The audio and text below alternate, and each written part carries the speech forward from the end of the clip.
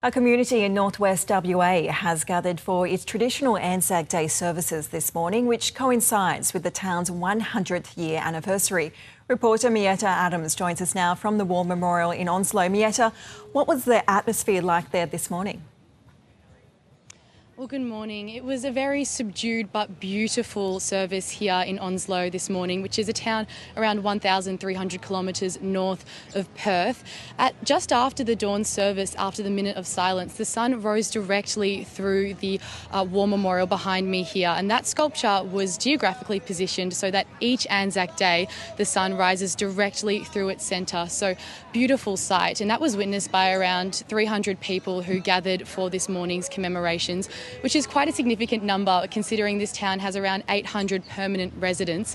But interestingly, this town is just oozing with history. In fact, it was actively involved in World War II and was a strategic military outpost for northern Australia.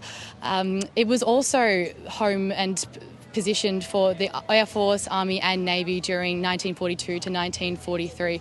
And the airstrip was used for logistical support and artillery support, while the jetty was used to unload tankers and refuel ships.